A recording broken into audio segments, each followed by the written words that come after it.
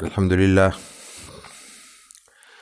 لله نحمده ونستعينه ونستغفره ونؤمن به ونتوكل عليه ونعوذ بالله من شرور أنفسنا ومن سيئات أعمالنا من يهده الله فلا مضل له ومن يضلله فلا هادي له ونشهد أن لا إله إلا الله وحده لا شريك له ونشهد أن سيدنا وسندنا وحبيبنا ومولانا محمدا عبده ورسوله صلى الله تعالى على خير خلقه وبارك وسلم تسليما كثيرا. أما بعد فأعوذ بالله من الشيطان الرجيم. بسم الله الرحمن الرحيم. وإنك لعلى خلق عظيم. باب ما جاء في عمامة النبي صلى الله عليه وسلم. قال أبو عيسى محمد بن عيسى الترمذي في شمائله حدثنا محمد بن بشار قال حدثنا عبد الرحمن بن مهدي عن حماد بن سلمة وحدثنا محمود بن غيلان قال حدثنا وكيع عن حماد بن سلمة عن أبي الزبير عن جابر رضي الله تعالى عنه وعنهم قال دخل النبي صلى الله عليه وسلم مكة يوم الفتح وعليه عمامة سوداء. وبه قال حدثنا ابن أبي عمر قال حدثنا سفيان عن مساور الوراق عن جعفر بن عمرو بن حريث عن أبي قال رأيت على رأس رسول الله صلى الله عليه وسلم عمامة سوداء. وبه قال حدثنا محمد بن غيلان ويوسف بن عيسى قال حدثنا وكيع عن مساور الوراق عن جعفر بن عمرو بن حريث عن أبي أن النبي صلى الله عليه وسلم خطب الناس وعليه عمامة سوداء. وبه قال حدثنا هارون بن إسحاق الحمداني قال حدثنا يحيى بن محمد المدني عن عبد العزيز بن محمد عن عبيد الله بن عمر عن نافع عن ابن عمر رضي الله تعالى عنه وعنهم قال كان النبي صلى الله عليه وسلم إذا يتم سدل إمامته بين كتفيه. وبه قال حدثنا يوسف بن عيسى قال حدثنا وكيع قال حدثنا أبو سليمان وهو عبد الرحمن بن الغسيل عن عكرمة عن ابن عباس رضي الله تعالى عنه وعنهم قال أن النبي صلى الله عليه وسلم خطب الناس وعليه عصابة دسماء. صدق الله العظيم وصدق رسوله النبي الكريم ونحن على ذلك لمن الشاهدين والشاكرين والحمد لله رب العالمین. الحمدللہ یہ ہماری مسلسل تو 73ویں نشست ہے اور شمائل کا یہ 7واں درس ہے، اور آج ہم باب ما جاء فی امامت النبی صلی اللہ علیہ وسلم سے اپنا یہ درس شروع کر رہے ہیں۔ شمائل میں اس سے پہلے بہت سی روایات آپ علیہ الصلوۃ والتسلیم کے شکل و شباہت اور حلیہ مبارک کے بارے میں گزر چکی ہیں۔ اب ایک دو نشستوں سے آپ کے استعمال کی چیزوں اور آپ کے معمولات، آپ کے کھانے پینے کے حوالے سے چیزوں کا بیان گزر رہا ہے۔ گزشتہ نشست میں ہم آپ علیہ الصلوۃ والتسلیم کی جنگ میں استعمال ہونے والی زرہ اور خود وغیرہ کا ذکر کر چکے ہیں۔ یہاں بات ہو رہی ہے آپ علیہ الصلوۃ والتسلیم کا امامہ یا پگڑی کہہ لیں، وہ کیسی ہوتی تھی۔ اس باب میں امام ترمذی رحمہ اللہ نے 5 روایات بیان کی ہیں، اور ان تمام روایات کا خلاصہ یہ ہے کہ آپ علیہ الصلوۃ والتسلیم کی پگڑی سیاہ رنگ کی تھی۔ ان تمام روایات میں یہ بات بیان ہو رہی ہے۔ باقی روایات میں دوسری چیزیں بھی ملتی ہیں، یہاں جو ذکر ملتا ہے وہ سیاہ پگڑی کا ملتا ہے۔ تو روایات میں کوئی ایسی پیچیدہ بات نہیں ہے، صرف ہم ترجمہ عرض کریں گے۔ آخری روایت میں ایک لفظ آ رہا ہے، اس پر انشاءاللہ تھوڑی سی وضاحت کریں گے۔ تو پہلی روایت امام ترمذی کے استاد محمد ابن بشار سے ہے، وہ عبد الرحمن ابن مہدی سے نقل کرتے ہیں۔ ان کے استاد حماد ابن سلمہ ہیں، ایک سند دوسری سند جس کو ہم تحویل کہتے ہیں کہ ایک سند میں دو سندیں جمع ہو جاتی ہیں، یعنی ایک روایت دو مختلف طریقوں سے ایک استاد بیان کرتا ہے. تو جیسے امام ترمذی کی اس روایت میں استاد محمد بن بشار ہیں، ایسے ہی محمد بن غیلان بھی ہیں، دونوں نقل کرتے ہیں. تو یہاں پہ تحویل ہے، سند کا اجتماع ہے. محمود بن غیلان وکی سے، وکی حماد سے، وہی حماد وہیں پہ جا کے یہ اکٹھے ہو جاتے ہیں. وہ ابو زبیر سے اور وہ بھی حضرت جابر سے نقل کرتے ہیں. کیا دخل النبی صلی اللہ علیہ وسلم مکہ تھا، آپ علیہ الصلوۃ والتسلیم فتح مکہ کے موقع پر مکہ مکرمہ میں جب داخل ہوئے تو آپ نے سیاہ عمامہ باندھا ہوا تھا. اب یہ ایک واقعے کا ذکر ہے، یہ نہیں بیان کیا جا رہا کہ آپ ہمیشہ سیاہ باندھتے تھے، یہ وضاحت ہونی چاہیے، باقی اس میں کوئی ایسی بات نہیں ہے. دوسری روایت ابن ابی عمر سے ہے، یعنی امام ترمذی کے استاد، وہ سفیان سے، سفیان مساور الوراق سے، وہ جعفر ابن عمر ابن حریث. اب جعفر بن عمر ابن حریث، تو جعفر نقل کرتے ہیں، وہ مساور وراق نقل کرتے ہیں جعفر بن عمر ابن حریث سے، اور جعفر پھر اپنے والد یعنی عمر ابن حریث سے نقل کرتے ہیں. قال، کیا کہتے ہیں، رأیت علی رأس رسول اللہ صلی اللہ علیہ وسلم عمامۃ سودا، میں نے آپ علیہ الصلوۃ والتسلیم کے سر مبارک پر سیاہ عمامہ دیکھا. اب یہ یہاں لفظ وہی آ رہا ہے میں نے دیکھا، تو یعنی مطلب ون ٹائم، ایک دفعہ کا ذکر ہے. تیسری روایت میں استاد پھر محمود بن غیلان ہیں، وہ اور دوسرے استاد ہیں یوسف بن عیسیٰ، دونوں نقل کرتے ہیں قال حدثنا وکی، دونوں نقل کرتے ہیں امام وکی سے، وکی نقل کرتے ہیں وہی مساور اور وراق سے، وہ جعفر بن عمر ابن حریث سے، اور وہ پھر وہی اپنے والد سے یعنی عمر ابن حریث سے. ان النبی خطب صلی اللہ علیہ وسلم خطب الناس، آپ علیہ الصلوۃ والتسلیم نے خطبہ ارشاد فرمایا، وعلیہ امامۃ سودا، آپ خطبہ دے رہے تھے، آپ پہ سیاہ پگڑی آپ نے پہنی ہوئی تھی، سیاہ عمامہ باندھا ہوا تھا. یہی روایت ہے جو پہلے آئی تھی فتح مکہ کے موقع پر، اور وہ یہ تھا کہ دخل النبی مکہ، آپ ایسا تو تسلیم مکے میں داخل ہو رہے تھے، اور یہاں پہ یہ ہے کہ خطب الناس، تو مکے میں داخل ہو کے آپ نے خطبہ بھی دیا ہے تھوڑی دیر کے بعد. تو وہ ایک ہی واقعے کا ذکر ہے نا. آج ہمارا والا معاملہ تو نہیں تھا کہ ویڈیو بن رہی ہے تو ہر 2 گھنٹے کے بعد ہمیں کپڑے تبدیل کرنے ہیں یا کوئی بڑی تبدیلی کرنی ہے، یہاں پہ کپڑے کچھ ہیں، وہاں ٹوپی کچھ ہے، وہاں واسکٹ کچھ ہے. تو آپ نے جو پہنا ہوا تھا اسی میں آپ نے یہ سارے واقعات کیے. تو مکے میں داخل بھی اسی حلیے میں ہوئے ہیں، اسی پگڑی میں، اور پھر جب فراغت کے بعد تمام معاملات نمٹانے کے بعد جب آپ نے اہل مکہ سے خطاب فرمایا ہے تب بھی آپ نے یہی پگڑی باندھی ہوئی تھی. چوتھی روایت ہے امام ترمذی کے استاد ہارون بن اسحاق الحمدانی ہیں، وہ یحییٰ بن محمد المدنی سے نقل کرتے ہیں، وہ عبدالعزیز بن محمد سے، وہ عبید اللہ ابن عمر سے، وہ عن نافع، وہ حضرت نافع سے، اور نافع حضرت ابن عمر رضی اللہ تعالیٰ عنہما سے. کیا حضرت ابن عمر کیا کہتے ہیں، کان النبی صلی اللہ علیہ وسلم، یہ آپ کا ایک معمول بیان ہو رہا ہے، پہلے بیان ہو رہا تھا واقعہ اور معمول میں یہی فرق ہوتا ہے. وہ کہتے ہیں رأیت النبی صلی اللہ علیہ وسلم کذا و کذا، میں نے آپ کو یوں دیکھا. ایک ہے کان النبی صلی اللہ علیہ وسلم کذا و کذا، نہیں آپ یوں کیا کرتے تھے، تو وہ ایک معمول آ جاتا ہے. تو یہاں کیا معمول بیان ہو رہا ہے، کان النبی صلی اللہ علیہ وسلم اذا اعتم کا مطلب ہے امامہ باندھنا، سدل امامتہ بین کتفیہ، جب امامہ باندھتے ہیں تو اس میں بعض اوقات ایک پیچھے ایک کونا چھوڑا جاتا ہے جس کو شملہ کہتے ہیں، وہ دائیں بائیں بھی چھوڑتے ہیں لوگ، پیچھے بھی چھوڑتے ہیں. تو یہاں حضرت ابن عمر رضی اللہ تعالیٰ عنہما جو آپ علیہ الصلوۃ والتسلیم کی سنتوں کے بارے میں سب سے زیادہ باریک بینی کے ساتھ جانتے تھے اور اس پر عمل پیرا ہوتے تھے، ان کا بیان یہ ہے کہ آپ کندھوں کے درمیان چھوڑتے تھے، یعنی بالکل درمیان میں پیچھے کندھوں کے مابین الکتفین، تو یہی ہوگی نا جگہ. لیکن دوسری روایات سے دوسرا معمول بھی ثابت ہے. تو کبھی کبھار آپ نے ویسے کیا ہوگا، عام زیادہ تر آپ اس طرح کرتے ہوں گے، یہ ممکن ہے کہ مفہوم ہو، لیکن بہرحال یہ بہت ایسی باریک چیزیں ہیں جن میں اتنے زیادہ احتیاط کی ضرورت نہیں ہے، اس لیے کہ اس کے برعکس کرنا منع نہیں ہے. اس کے برعکس کرنے میں شریعت کا کوئی حکم کسی حکم کا ترک یا چھوڑنا لازم نہیں آتا. اس لیے جو بھی طریقہ اختیار کیا جائے وہ سنت سمجھ کے کیا جائے تو وہ سنت ہوگا. ہاں چونکہ ابن عمر رضی اللہ تعالیٰ عنہ کی یہاں وضاحت موجود ہے، اس لیے اگر کوئی درمیان میں چھوڑے گا تو زیادہ ثواب کی بات ہے. باقی ان باتوں میں ہم پہلے عرض کر چکے ہیں کہ اس نوعیت کی جتنی بھی سنتیں ہیں جو سنت سمجھ کے کی جائیں، ان میں کم اور زیادہ کا تعلق ایک تو اس سے ہے کہ ہم آپ علیہ الصلوۃ والتسلیم کے قریب ترین کیسے پہنچ رہے ہیں، آپ کے عمل کے قریب ترین کیسے ہو، کتنا ہو رہے ہیں اور کیسے ہو رہے ہیں. ایک اس سے بھی بڑھ کر ایک چیز یہ ہے کہ ہمارا وہ جذبہ کیا ہے جس کے تحت ہم یہ کر رہے ہیں.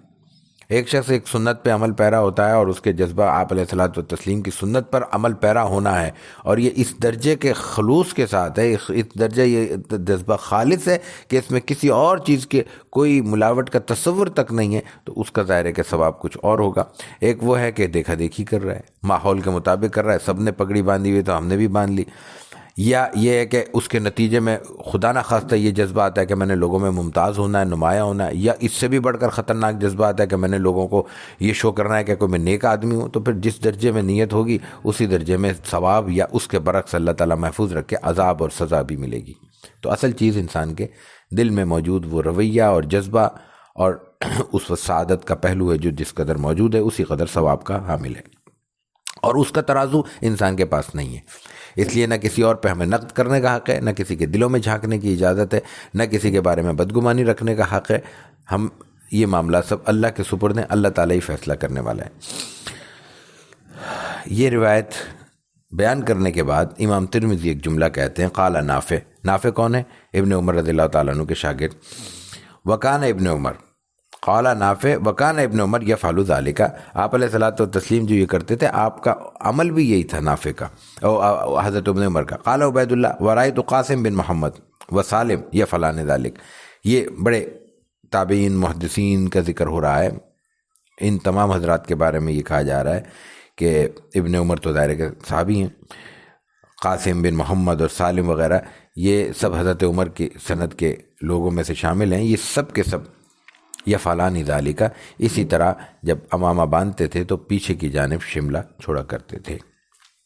یہ 4 روایتیں۔ 5ویں روایت ہے یوسف بن عیسیٰ، امام ترمذی کے استاد ہیں، وہ وکیع سے نقل کرتے ہیں، وہ ابو سلیمان سے جن کا نام عبد الرحمن بن غسیل ہے، وہ اکرمہ سے، اکرمہ حضرت ابن عباس کے شاگرد ہیں، وہ نقل کرتے ہیں ابن عباس رضی اللہ تعالیٰ عنہما سے۔ اب ابن عباس رضی اللہ عنہما کیا فرماتے ہیں؟ ان النبی صلی اللہ علیہ وسلم خطب الناس وعلیہ اصابۃ دسمہ۔ ابن عباس کہتے ہیں کہ نبی مکرم علیہ الصلوۃ والتسلیم نے خطبہ ارشاد فرمایا وعلیہ اصابۃ دسمہ۔ یہی روایت دوسری جگہ خود شمائل کے بعض نسخوں میں آئی ہے، وہاں اصابت ان کی جگہ امامت ہے، امامت دسمہ۔ بلکہ ایک متن میں نے دیکھا کہ امامت سودا کا ذکر بھی ہے۔ اگر امامت سودا ہے تو وہ تو پہلے روایتیں آ چکی ہیں، اگر امامت دسمہ ہے تو وہ دسمہ سیاہ کے معنی میں ہوگا، تو وہی امامہ سیاہ رنگ کا، سودا دسمہ ہم معنی لفظ ہیں، کوئی حرج نہیں ہے۔ زیادہ مسئلہ ہوتا ہے والے اصابت دسمہ کہ آپ کے سر پر پٹی بندھی ہوئی تھی سیاہ رنگ کی، یہ روایت کے الفاظ بنتے ہیں۔ تو یہاں متن میں کیوں ذکر کیا گیا ہے؟ یہاں تو پٹی کا ذکر نہیں آ رہا ہے، یہاں تو امامے کا ذکر آ رہا ہے۔ تو عین ممکن ہے اس سے مراد یہ ہو کہ بھئی جیسے آپ نے پگڑی باندھی ہے ویسے ضرورت کے وقت ہر وقت پگڑی نہیں باندھی، ضرورت کے وقت آپ نے پٹی بھی باندھی ہے۔ یہ بات ذہن میں رہنی چاہیے کہ یہ واقعہ مرض وفات کا ہے، اور یہ واقعہ تفصیلی ہے، اور عام طور پر یہ کتب حدیث میں موجود ہے کہ نبی کریم علیہ الصلوۃ والتسلیم جب مرض وفات میں تھے تو آپ نے انتقال سے چند گھنٹے یا چند دن پہلے، بالکل جب آپ کے لیے ممکن ہوا کہ تکلیف کے ساتھ مسجد میں آ سکیں تو آپ تشریف لائے ہیں۔ اس وقت آپ نے، بلکہ روایتوں میں یہ آتا ہے کہ آپ نے غسل کیا ہے، یعنی اپنے اوپر ٹھنڈا پانی ڈلوایا ہے تاکہ بخار کی حدت اور شدت میں کمی ہو۔ یہ جو آج بخار کی کیفیت میں نہلایا جاتا ہے اور جب زیادہ شدید ہو تو پانی سے کا استعمال کیا جاتا ہے، رسول اللہ صلی اللہ علیہ وسلم کی سنت ہے۔ آپ علیہ الصلوۃ والتسلیم نے شدید بخار کی کیفیت میں پانی اپنے اوپر ڈلوایا ہے، اور کئی ڈول یا کئی گھڑے پانی سمجھ لیں کہ آپ کے اوپر بہایا گیا ہے۔ اس کے نتیجے میں آپ میں کچھ ایک بخار کی کمی محسوس ہوئی ہے، اور اتنی ہمت ہوئی ہے آپ نے کہ پھر بھی آپ کو پکڑ کر مسجد نبوی لے جایا گیا ہے، وہاں آپ نے بیان کیا، خطبہ دیا، اور وہ خطبہ معروف ہے سیرت کی کتب میں۔ اس میں آپ نے بار بار یہ کہا ہے کہ میرا مجھ سے کسی نے کوئی حق لینا ہے، چاہے وہ فزیکل ہو یا مالی طور پر ہو، وہ لے لے، اس لیے کہ اب وقت نہیں ہے میرے پاس، میں اللہ کے ہاں جو اس سرخرو حالت میں جانا چاہتا ہوں کہ مجھ پر کسی کا کوئی حق واجب نہ ہو۔ یہ تفصیلی خطبہ ہے، آپ نے ایک بار خطبہ ارشاد فرمایا، ممبر سے اتر گئے، پھر نماز پڑھی، پھر وقفہ دیا، پھر خطبہ ارشاد فرمایا، پھر خواتین میں گئے، بہت تفصیلی ہے تاکہ لوگوں تک پیغام پہنچ جائے، اور جو لوگ وہاں موجود ہیں کم از کم ان کو یہ علم ہو جائے کہ آپ نے یہ فرمایا ہے، اور پھر اس کے نتیجے میں کچھ لوگوں نے ایک دو افراد نے آپ سے کچھ مانگا بھی ہے کہ فلاں موقع پہ آپ نے مجھ سے کوئی ایسے ہی چند درہم، اور وہ بھی اس لیے کہ آپ نے پوچھا کہ بھائی مجھے یاد دلاؤ، میں تمہیں یہ نہیں کہہ رہا کہ تم نے نہیں لینے مجھ سے، میں دینے کو تیار ہوں، ذرا یاد دلا دو۔ تو انہوں نے کہا کہ فلاں موقع پر آپ مسجد نبوی میں موجود تھے اور کسی شخص نے، سائل نے آپ سے مانگ لیا تھا، آپ کی جیب میں نہیں تھے، تو آپ نے اس وقت مجھے دیکھا قریب میں، تو کہنے لگے تمہارے پاس، جیسے ہوتا ہے بھائی تمہارے پاس پیسے ہیں تو دے دو، مجھ سے لے لینا، تو آپ نے تو یہ فرمایا۔ انہوں نے پھر تکلف میں، رقم بھی بہت تھوڑی تھی، جیسے عام طور پہ ہمارے ہاں ہوتا ہے، یہ کرنا نہیں چاہیے، اگر لینے ہیں تو پھر لے لینے چاہیے، نہیں لینے تو کہہ دے بھائی میں نے نہیں لینے۔ یہ جو بعض اوقات تکلف کا رشتہ ہوتا ہے نا، یہ بہت خطرناک ہو جاتا ہے، اور اس میں نتیجے میں انسان کو نقصان ہوتا ہے کہ لینے بھی ہیں، دل بھی چاہ رہا ہے، اور تکلف بھی ہے نہیں لینا۔ بھائی تمہارا حق ہے، لو، اور اگر دل بڑا ہو گیا تو نہ لو، پھر چھوڑ دو۔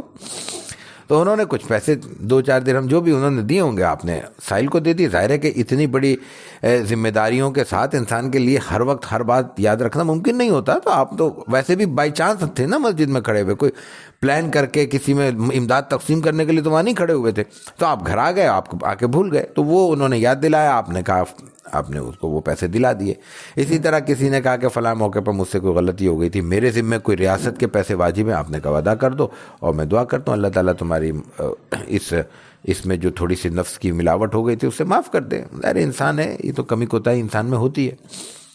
تو آپ علیہ الصلوۃ والتسلیم کے یہ اس موقع کا خطبہ ہے۔ اس موقع پر آپ کے زیادہ جو خیال آتا ہے وہ یہی تھا کہ آپ نے پٹی باندھی ہوئی تھی، کیونکہ وہ دوسری روایتوں سے ثابت ہے کہ مرض وفات میں جیسے آج بھی کرتے ہیں آدمی، درد کی شدت میں سر پہ کوئی کپڑا رکھ لیتے ہیں، پٹی باندھ لیتے ہیں، تو وہ کیفیت تھی، اس کو امامت یہاں پہ اصابۃ دسمہ کہا گیا ہے، واللہ عالم۔ یہ باب تھا ہمارا امامت النبی صلی اللہ علیہ وسلم کا۔ اب جو آگے جو باب آ رہا ہے وہ ہے صفت ازار رسول اللہ صلی اللہ علیہ وسلم، اس پہ ذرا تفصیلی گفتگو ہے۔ وہ 4 روایتیں وہ میں اکٹھے ہی پیش کر دیتا ہوں، اسی طرح پھر اس پر ہم تھوڑی سی بات کرتے ہیں۔ باب ما جاء فی صفت ازار رسول اللہ صلی اللہ علیہ وسلم وبه قال حدثنا احمد بن منیع قال حدثنا اسماعیل بن ابراہیم قال حدثنا ایوب عن حمید بن ہلال عن ابی بردۃ عن ابیہ رضی اللہ تعالی عنہ عنہ قال اخرجت الینا عائشہ رضی اللہ تعالی عنہا کساء ملبدا وازارا غلیظا فقالت قبض رسول اللہ صلی اللہ علیہ وسلم فی هذین وبه قال حدثنا محمد بن غيلان قال حدثنا ابو داود عن شعبة عن الاشعث بن سليم قال سمعت عمتي تحدث عن عمها قال بين انا امشي بالمدينة اذا انسان خلفي يقول ارفع ازارك فانه اتقى وابقى فالتفت واذا هو رسول الله صلى الله عليه وسلم فقلت يا رسول الله انما هي بردة ملحى قال اما لك في اسوة فنظرت فاذا ازاره الى نصف ساقيه وبه قال حدثنا سويد بن نصر قال حدثنا عبد الله بن المبارك عن موسى بن عبيدة عن إياس بن سلمة بن الأكوع عن أبيه قال كان عثمان بن عفان يعتذر إلى أنصاف ساقيه وقال هكذا كانت إزار صاحبي يعني النبي صلى الله عليه وسلم وبه قال حدثنا قتيبة بن سعيد قال حدثنا أبو الأحوص عن أبي إسحاق عن مسلم بن نذير عن حذيفة بن اليمان رضي الله تعالى عنه وعنهم قال أخذ رسول الله صلى الله عليه وسلم بعضلة ساقي أو ساقيه فقال هذا موضع الإزار فإن أبيت فإن أبيت فلا حق للإزار في الكعبين۔ اس باب میں نے عرض کیا کہ 4 روایتیں ہیں۔ پہلی روایت احمد ابن منی سے ہے جو امام ترمذی کے استاد ہیں، وہ اسماعیل ابن ابراہیم سے نقل کرتے ہیں، اسماعیل نقل کرتے ہیں ایوب سے، ایوب نقل کرتے ہیں حمید ابن ہلال سے، وہ ابی بردہ سے، وہ اپنے والد سے نقل کرتے ہیں۔ قال کیا نقل کرتے ہیں؟ اخرجت الینا عائشہ رضی اللہ تعالیٰ عنہ، حضرت عائشہ نے ہمارے سامنے 2 کپڑے لا کر رکھے، 2 کپڑے، کساءً ملبدن و ازاراً غلیظا۔ کساءً ملبدن، کسا کہتے ہیں اوپر کی چادر کو، 2 ہی چادریں تھیں، ایک نیچے باندھ لیتے تھے، ایک اوپر، عام طور پہ سلے ہوئے کپڑے کم پہنتے تھے۔ کساءً ملبدہ، کساءً ملبدہ کہتے ہیں ایسی چادر جس میں جا بجا پیوند لگے ہوئے ہوں، اور ازاراً غلیظاً ایسی چادر جو موٹی ہو۔ عام طور پر نفاست کے ساتھ تھوڑا سا انسانی ذوق اور سماجی اعتبار سے کپڑوں میں جو اہتمام کا پہلو ہے، اس میں یہ کہ کپڑا زیادہ جتنا باریک ہوگا اتنا نفیس سمجھا جاتا ہے موسم کے لحاظ سے. ظاہر ہے کہ سرد موسم میں تو آدمی پہن ہی نہیں سکتا.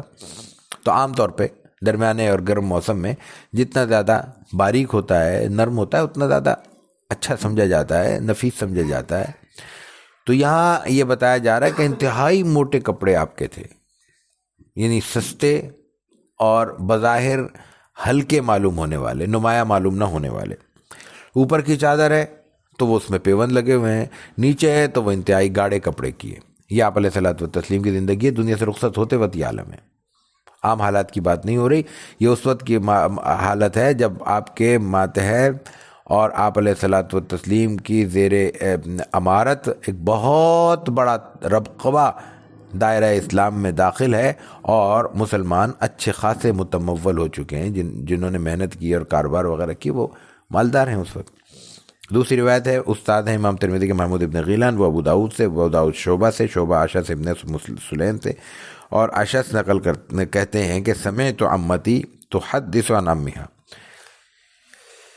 میری پھپھی نے نقل کیا، وہ اپنے چچا سے نقل کر رہی ہیں. کیا نقل کر رہی ہیں؟ قال بینا انا امشی، وہ چچا ان کے بیان کرتے ہیں پھپھی کے، انا امشی بالمدینہ، میں مدینہ میں چل رہا تھا، اذا انسان خلفی، ایسے ہے کہ سامنے چلتے ہوئے جا رہے تھے، علم نہیں ہے کہ پیچھے کون ہے، تو کوئی شخص میرے پیچھے سے پکارا، ارفع ازارک، اپنی دھوتی، ازار کہتے ہیں نیچے باندھی ہوئی چادر کو، وہ اس کو اونچا کرو. فإنه اتقى وابقى، یہ زیادہ بچت کا باعث ہے، تقوی کا باعث ہے، تقوی بچنے کو کہتے ہیں، بچاؤ کا باعث ہے. وہ ابقا، اور زیادہ بقا کا باعث ہے، باقی رہنے والی چیز ہے. میں اس پہ بات کرتا ہوں آگے. فلتفت، میں نے متوجہ ہو کے دیکھا کون ہے، کہ کون پکارا ہے. تو فیضا ہوا رسول اللہ صلی اللہ علیہ وسلم، میں نے دیکھا کہ آپ علیہ الصلوۃ والتسلیم خود ہیں، بذات خود، بذات نفیس آپ یہ پکار رہے ہیں. فقلت یا رسول اللہ، میں نے کہا اے اللہ کے رسول، انما ہی بردۃ ملہا، انہیں یہ علم تھا کہ آپ علیہ الصلوۃ والتسلیم نے پیروں میں کپڑا رکھنے سے، چادر وغیرہ گھٹنوں ٹخنوں سے نیچے لٹکانے سے منع کیا ہوا ہے. تو اس روایت سے یہ معلوم ہوتا ہے کہ ان کو علم تھا. تو انہوں نے کہا کہ وہ جو آپ نے منع کیا تھا وہ تو اپنی بات، یہ بھی آپ فرما رہے ہیں درست ہے، لیکن انما ہی بردۃ ملہا، یہ تو چھوٹی سی چادر ہے، ہلکی سی سستی سی چادر ہے. مطلب کہنے کا یہ ہے کہ یہ جو لٹکایا جاتا ہے یہ تو تکبر کی وجہ سے لٹکایا جاتا ہے. تکبر کی وجہ سے جو چیز کی جائے گی تو اس کی بنیاد بھی تو ہوگی نا. ایک آدمی کوئی اکڑے گا تو جھونپڑے پہ بیٹھ کے تو نہیں اکڑ سکتا نا. فٹ پاتھ پہ بیٹھنے والا آدمی کیسے اس طرح اپنی چال میں اکڑ پیدا کر سکتا ہے جو محل میں رہنے سے انسان کے اندر قدرتی طور پر پیدا ہوتی ہے. تو ایسے ہی بہت ہی قیمتی کپڑے پہن کر جب انسان کے اندر سے قدرتی ایک اتراہٹ پیدا ہونے لگتی ہے جو کہ ظاہر ہے کہ مناسب نہیں ہے، وہ کہاں ایسی حالت میں پیدا ہوگی جب آدمی کے کپڑے اتنے خستہ حال ہوں کہ وہ لوگوں میں بیٹھ کے ویسے ہی آدمی محسوس کر رہا ہو کہ یار میرے کپڑے تو ایسے نہیں ہیں کہ میں لوگوں میں اترا سکوں. تو انہوں نے عرض کیا کہ رسول اللہ صلی اللہ علیہ وسلم کہ یہ تو بہت ہی سستی سی چادر ہے، ہلکی سی. تو آپ نے کیا فرمایا؟ یہ سمجھنے کی چیز ہے، بلکہ آسان ہے سمجھنے نہیں، عمل کی چیز ہے. قال عملک فی اسوہ، میرا طریقہ تمہارے لیے کوئی حیثیت نہیں رکھتا، یا میرے طریقے میں، میرے راستے میں، میرے اسوہ کہتے ہیں طریقہ، عمل، ماڈل، رول ماڈل، جیسے آپ فرمایا گیا لقد کان لکم فی رسول اللہ اسوۃ حسنہ، تو اس میں تمہیں کوئی دلچسپی نہیں ہے، اس کی پیروی کی کوئی حیثیت نہیں ہے. تو فنظر، تو ظاہر ہے کہ جب آپ نے کہا کہ میرا اسوہ، تو وہ کہتے ہیں کہ میں نے فوراً آپ کی طرف دیکھا، فَإِذَا رُهُ إِلَى نِصْفِ سَاقَيْهِ، میں نے دیکھا کہ آپ کی نصف پنڈلی تک آپ کی چادر آ رہی تھی، اونچی تھی. بس یہ مفہوم ہے. آگے بات کرتے ہیں اس پہ. تیسری روایت ہے جناب ترمذی، امام ترمذی نقل کرتے ہیں سوید ابن نصر سے، ان کے استاد عبداللہ ابن مبارک ہیں، وہ نقل کرتے ہیں موسیٰ بن عبیدہ سے، موسیٰ بن عبیدہ نقل کرتے ہیں ایاس بن سلمہ بن اقویٰ سے، تو ایاس بن سلمہ نقل کرتے ہیں اپنے والد یعنی سلمہ بن اقویٰ سے جو صحابی ہیں. نبی قال، کیا نقل کرتے ہیں، کانا عثمان بن عفان یعتذر الی انصاف ساقی، کہ حضرت عثمان کی چادر، اپنی چادر کو نصف ساق تک رکھا کرتے تھے، آدھی پنڈلی تک.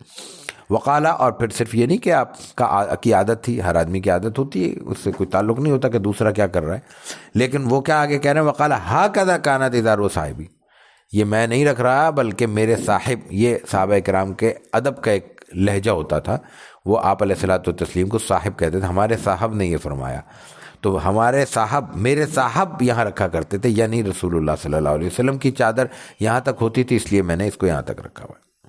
چوتھی روایت امام ترمذی کے استاد قتیبہ بن سعید ہیں، وہ نقل کرتے ہیں ابو الاحوص سے، ابو الاحوص ابو الاسحاق سے، ابو الاسحاق مسلم بن نذیر سے، وہ حذیفہ بن یمان رضی اللہ تعالی عنہ سے قال، حذیفہ بن یمان کہتے ہیں اخذ رسول اللہ صلی اللہ علیہ وسلم بعضلۃ ساقی و ساقی، آپ نے اپنی پنڈلی کا گوشت یا میری پنڈلی کا گوشت پکڑا، میں نے پکڑنے کا مراد ہاتھ لگایا بتایا، اور کہا کہ ھذا موضع الازار، بس یہاں تک ہونی چاہیے چادر،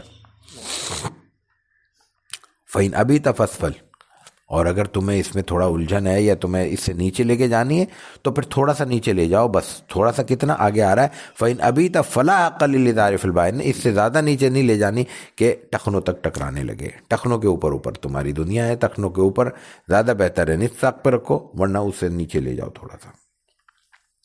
یہ تمام روایات ہیں جن کے بارے میں ہمارے ہاں بہت سے مسائل چلتے ہیں۔ جو کچھ احادیث میں آیا ہے یہ بڑی جنرل قسم کی روایتیں ہیں، اس میں کچھ محدود قسم کی روایتیں بھی ہیں۔ مثلا ایک حضرت ابوبکر صدیق رضی اللہ تعالیٰ عنہ کی روایت ہے، اس میں آپ علیہ الصلوۃ والتسلیم نے ان کی چادر کہیں نیچے تھی تو ان کے لیے اعلان کیا، باقاعدہ کہا، فرمایا آپ نے کہ اس میں کبر کا کوئی معاملہ نہیں ہے، ابو بکر میں تو تکبر ہو ہی نہیں سکتا، یہ آپ نے فرمایا، تو ظاہر ہے کہ پھر اس کو اجازت ہے۔ اس کا مفہوم یہ ہوا کہ محض چادر کا یا کسی چیز کا نیچے لٹکانا ممنوع نہیں ہے، یہ ممنوع اس لیے ہو گیا ہے کہ عموماً لوگ یہی کر رہے ہیں، تو جو چیز زیادہ ہو رہی ہوتی ہے اس میں پھر سختی بھی منع کرنے کے لیے زیادہ کرنی پڑتی ہے۔ ایک عمومی بیماری ہے جس میں 90-95% لوگ مبتلا ہیں، تو اس کو ایک جنرل ایک اسٹیٹمنٹ سے نہیں روکا جا سکتا، اس میں سختی پیدا کرنی پڑے گی۔ ایک بیماری ہوئے کہ 1-2% لوگ اس میں شامل ہو رہے ہیں، تو ظاہر ہے کہ اس میں پھر کہا جا سکتا ہے بھئی یہ غلط کام ہے، نرم لہجے میں بھی بات کی جا سکتی ہے۔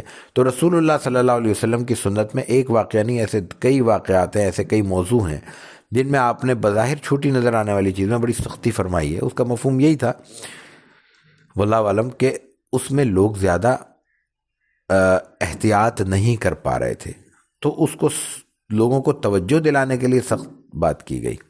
جہاں لوگوں میں عمومی احتیاط کا رجحان موجود تھا تو وہاں بہت زیادہ سخت لہجہ اختیار نہیں کیا گیا۔ تو رسول اکرم صلی اللہ علیہ وسلم نے جو منع کیا ہے اس میں، اور جو رکھنے کا طریقہ بتایا ہے، وہ نصف ساق کا بتایا ہے، آدھی پنڈلی تک کا۔ لیکن یہاں ایک بات اور پیش نظر رہنی چاہیے، ہاں پہلے وہ روایت کے لفظ دیکھ لیں کہ اتقا و ابقا، آپ نے فرمایا کہ یہ یہاں تک رکھو، یہ زیادہ اتقا اور ابقا ہے۔ یہاں سے بھی اس مسئلے کی تھوڑی سی وضاحت اور تفہیم ہوتی ہے۔ عام طور پر، اور یہ آج کی پرانی بات نہیں، آج کی بھی بات ہے، جو حضرات یہ لباس پہنتے ہیں آج، جو نیچے لنگی باندھتے ہیں، ان کا عمومی مزاج یہ ہے کہ ان میں جو تھوڑا بالادست طبقہ کہہ لیں اس کا، ان کے ہاں وہ لازماً پیروں میں آتی ہے اور نچلا حصہ لازمی طور پر زمین پر ٹکرا رہا ہوتا ہے۔ تو یہ اتقا کے خلاف ہے۔ اتقا کا معنی یہ ہوتا ہے کہ بچنا، تقوی کہتے ہی اللہ تعالیٰ کی نافرمانی کے کاموں سے متقی وہ ہوتا ہے جو اللہ کی نافرمانی سے بچے، تقوی ہے اس سے بچنا، نافرمانی سے بچنا اصل معنی ہے، محفوظ رہنا اپنا اصل معنی ہے۔ تو یہ حفاظت اور محفوظ رہنے کا مفہوم یہاں شامل ہے کہ اس کپڑے کو گندگی سے اور اپنے آپ کو اس غلاظت سے اور ناپاکی سے محفوظ رکھا جائے۔ جب پیروں میں آنے والا کپڑا لے کر ہم چلیں گے اور 10 قدم بھی چلیں تو عین ممکن ہے کہ وہ 10 قدم میں ناپاک ہو جائے۔ فرش ہے، زمین ہے، سڑک ہے، راستہ ہے، جوتوں کے نیچے آ رہا ہے، پیروں کے نیچے آ رہا ہے، تو ظاہر ہے کہ اس کی پاکی ناپاکی کے بارے میں شک اور شبہ پیدا ہو سکتا ہے۔ ابقا کا معنی اس سے زیادہ آسان ہے کہ اگر یہ طریقہ استعمال کیا جائے گا اور اس میں احتیاط نہیں کی جائے گی تو کپڑا ضائع ہو جائے گا، تھوڑے دنوں میں خراب ہو جائے گا، پھٹ جائے گا، استعمال کے قابل نہیں رہے گا، یا بھدا ہو جائے گا، بدنما معلوم ہوگا۔ مطلب استعمال کیا بھی جا سکے اور لوگوں کے نظروں میں وہ بدنما معلوم ہو تو آدمی ویسے ہی چھوڑ دیتا ہے۔ یہ جب کپڑے پرانے ہو جاتے ہیں یا کپڑوں میں بہت زیادہ کوئی پھٹ جاتے ہیں، کوئی ایسا نقص پیدا ہو جائے تو کیوں نہیں پہنتے ہم؟ تن تو ڈھانپا جا رہا ہے، گرمی سردی سے رکاوٹ تو ہو رہی ہے، لیکن نہیں پہننے کی وجہ یہ ہوتی ہے کہ بھدا معلوم ہوتا ہے، بدنما معلوم ہوتا ہے۔ اور ایک بات اور بھی ہے، بدنمائی کا تعلق صرف اس سے نہیں ہے کہ لوگ دیکھ کر کیا کہیں گے، جو ہمارا عمومی مزاج بن گیا ہے۔ بدنمائی انسان کے شرعی طور پر انسان کے مزاج میں بدنمائی سے بچنا شامل ہونا چاہیے، جس کو نفاست کہتے ہیں۔ بدنمائی سے ہی بچنے کا نام نفاست ہے۔ نفاست کا مفہوم یہی ہے کہ لوگوں کو اچھا نظر آئے۔ اس کا مطلب یہ نہیں ہے کہ اس کا کوئی دکھلاوے کے لیے کیا جا رہا ہے، بلکہ یہ اس سے انسان کی اپنی طبعی نظافت اور نفاست کا اظہار ہوتا ہے۔ تو اچھا لباس صاف ستھرا، اچھے سے مراد مہنگا نہیں ہوتا، اچھے سے مراد لوگوں کو دکھانے والا نہیں ہوتا، اچھے سے مراد وہ ہوتا ہے جس کو دیکھ کر انسان خود بھی مطمئن ہو اور دوسرے بھی اس کو دیکھ کے کہیں کہ کوئی سلیقے کا آدمی آیا ہے، کوئی ایسے پھوہڑ شخص نظر نہیں آ رہا، سامنے موجود نہیں ہے۔ تو یہ اصل چیز ہے جو اتقا و ابقا میں ہے۔ اب آ جاتے ہیں ہم چادر کے علاوہ دوسرے کپڑوں میں، شلوار ہے، پینٹ ہے، دوسری چیزیں ہیں۔ تو اس کا تعلق عمومی طور پر لباس سے ہے۔ ہر لباس کی اپنی ایک کاٹ اور چھانٹ ہوتی ہے۔ وہ لباس اگر اس تراش خراش سے ہٹ کر استعمال کیا جائے تو پھر اس لباس میں وہ خوبی پیدا نہیں ہوتی، وہ برا لگتا ہے، ناپسندیدہ ہوتا ہے۔ اس لیے اگر اس کے علاوہ کسی لباس میں کوئی ایسی کمی بیشی ہو رہی ہے کہ وہ ٹخنے تک آ گیا، ٹخنے سے تھوڑا اوپر آ گیا، ٹکرا گیا، تو وہ احتیاط کا پہلو تو یہی ہے کہ اس سے بھی احتراز کیا جائے، لیکن اگر وہ آ جائے تو میرا خیال ہے کہ وہ اتنا ناپسندیدہ بات نہیں ہے، اس لیے کہ جو خرابی چادر میں ہے وہ اس میں نہیں ہے۔ شلوار کا نیچے آنا تکبر کی علامت عام طور پہ ماحول میں نہیں سمجھا جاتا، نہ ہم نے دیکھا کہ کوئی متکبر شخص شلوار نیچے لٹکا کے کھڑا ہوا ہے۔ لیکن ان سب باتوں سے ہٹ کر روایت کے وہ الفاظ ہیں جو رسول اللہ صلی اللہ علیہ وسلم نے یہاں بیان کیے ہیں، اور جو اس میں آتے ہیں، ابھی ہم نے عرض کیے کیا کہ اما لکا فی یا اسوہ، کہ رسول اللہ صلی اللہ علیہ وسلم کا اپنا اسوہ کیا ہے۔ ظاہر ہے کہ آپ نے جو بھی کپڑا پہنا وہ آپ کے ٹخنوں سے اوپر تھا، یہ آپ کا اسوہ ہے۔ تو ہمارے لیے ان ساری باتوں سے ہٹ کر جو احتیاط کا اور آپ علیہ الصلوۃ والتسلیم کی سنت سے تعلق کے اظہار کا پہلو ہے، وہ یہی ہے کہ ہمیں اس معاملے میں حد درجے احتیاط کرنی چاہیے۔ لیکن احتیاط ہی کا ایک عنوان اور بھی بنتا ہے، شریعت میں یہ پہلو ہم سے بہت نظر انداز ہوتا ہے۔ احتیاط کا پہلو یہ ہے کہ میں اپنے ٹخنے دیکھوں، یہ نہیں کہ میں آنے والے لوگوں کے ٹخنے دیکھنا شروع کروں۔ میری ذمہ داری میری اپنی ذات تک ہے۔ تو اس احتیاط کا پہلو یہ نہیں ہے کہ دوسروں پہ انگلی اٹھائی جائے، اس احتیاط کا پہلو یہ کہ میں خود کوشش کروں کہ میں شریعت کی یا آپ علیہ الصلوۃ والتسلیم کی کسی سنت کی ادنا مخالفت بھی نہ پیدا ہونے پائے، اور میں اس کے قریب ترین رہنے کی کوشش کروں۔ تو یہ پہلو احتیاط کا ہی ہے کہ ہم اس میں دوسروں کی چیزوں کو نظر انداز کریں اور اپنی چیزوں کو احتیاط کے ساتھ احتساب کی نظر سے مسلسل دیکھتے رہیں۔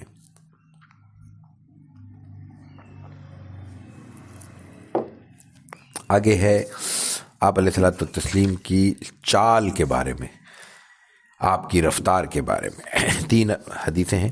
باب ما جاء فی مشیۃ رسول اللہ صلی اللہ علیہ وسلم وبہ قال حدثنا قتیبۃ بن سعید قال حدثنا ابن لہیعۃ عن ابی یونس عن ابی ہریرہ رضی اللہ تعالی عنہ وعنہم قال ما رأیت شیئا احسن من رسول اللہ صلی اللہ علیہ وسلم کأن الشمس تجری فی وجہہ وما رأیت احدا اسرع فی مشیتہ من رسول اللہ صلی اللہ علیہ وسلم کأن الارض تطوى له انا لنجهد انفسنا وانه لغیر مکترث وبه قال حدثنا علی بن حجر وغیر واحد قالوا حدثنا عیسی بن یونس عن عمر بن عبد الله مولى غفرة قال حدثني ابراہیم بن محمد من ولد علی بن ابی طالب رضی اللہ تعالی عنہ وعنہم قال كان علی رضی اللہ تعالی عنہ اذا وصف النبی صلی اللہ علیہ وسلم قال كان اذا مشى تقلع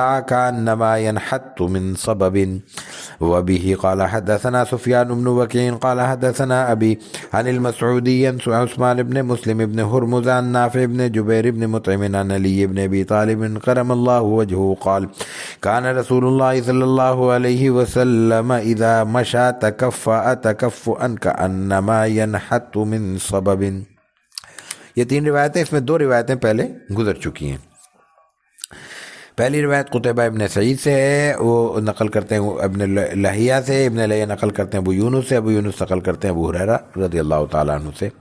ما رأیت، اب آگے ابو ہریرہ رضی اللہ تعالیٰ عنہ کا بیان ہے. ما رأیت شیئا احسن من رسول اللہ صلی اللہ علیہ وسلم. میں نے کوئی چیز کا مطلب دنیا کی کوئی چیز، دنیا کی شخصیت نہیں، انسانوں کی بات نہیں ہو رہی، انسان ہو یا اللہ کی کوئی بھی مخلوق ہو. حضرت ابو ہریرہ رضی اللہ تعالیٰ عنہ کا بیان یہ کہ میں نے کوئی چیز آپ علیہ الصلوۃ والتسلیم سے زیادہ خوبصورت نہیں دیکھی. ما رأیت شیئا احسن من رسول اللہ صلی اللہ علیہ وسلم. آپ سے بہتر کوئی چیز، خوبصورت کوئی چیز نہیں دیکھی. آگے کیا فرمایا؟ کأن الشمس تجری فی وجہ، ایسا لگتا تو سورج آپ کے چہرے میں گردش کر رہا ہے.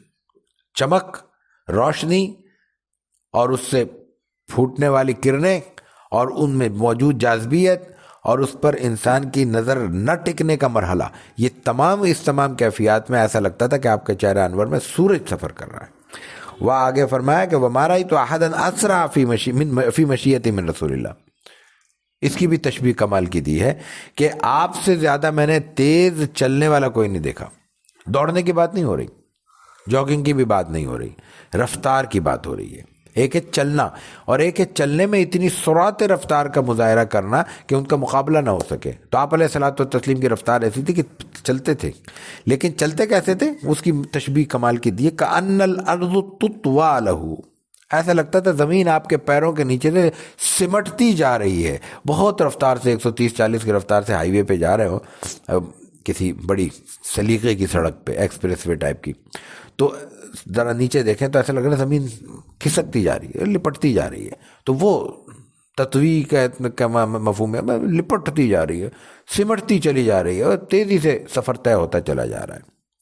اور آگے اس کی مزید وضاحت کیا فرما رہے ہیں؟ تو آپ کی چال ایسی تھی کہ آپ جب چلتے تھے تو زمین، کائنات آپ کے پیروں تلے سمٹتی ہوئی محسوس ہوتی تھی. آگے اس کی وضاحت کیا کی؟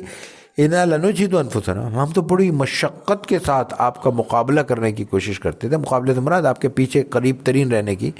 ایسا نہ ہو نا کہ ہم بہت پیچھے رہ جائیں یا بہت تیزی سے آگے نکل جائیں. تو یہی ہوتا ہے جب کوئی مقتدا جا رہا ہو تو کوشش ہوتی ہے کہ اس کے ساتھ ساتھ رہ جائے.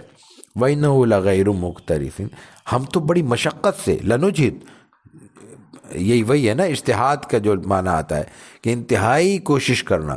ہم انتہائی کوشش سے، بہت تکلف کے ساتھ آپ کے قریب رہنے کی کوشش کرتے تھے. اور آپ کیا کرتے تھے؟ وَإِنَّهُ لَغَيْرُ مُقْتَرِفٍ، آپ عام معمول کی رفتار سے چل رہے ہوتے تھے. آپ میں کوئی تکلف نہیں تھا، یا آپ بہت زیادہ اہتمام نہیں کر رہے.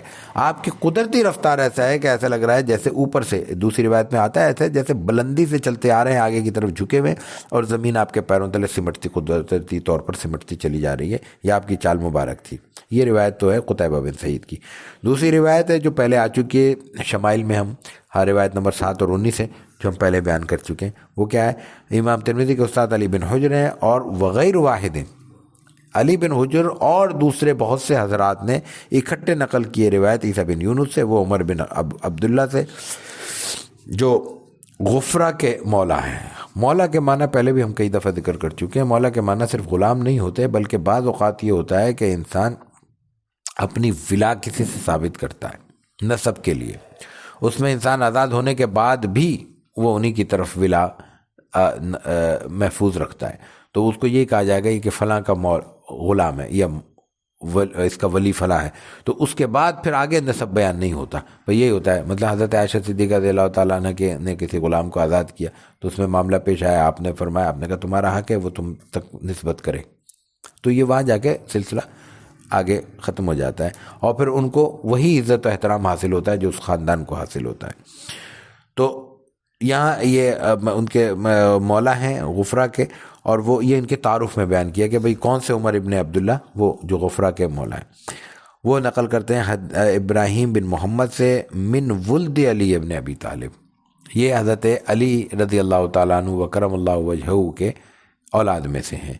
قال، کیا کہتے ہیں کہ حضرت علی جب آپ علیہ السلام کا وصف بیان کیا کرتے تھے، آپ کی شخصیت کو بیان کیا کرتے تھے، آپ کی شمائل جب بیان کرتے تھے تو قال کی یہ جملہ بھی فرماتے تھے، کانا اذا مشا تقلع، آپ ایسے اوپر سے بلندی سے اٹھتے تھے، کانما ینحت من سبب، جیسے بلندی سے نیچے کی طرف اترا جاتا ہے، اترائی پہ چلا جاتا ہے، ایسے آپ کی چال ہوتی تھی۔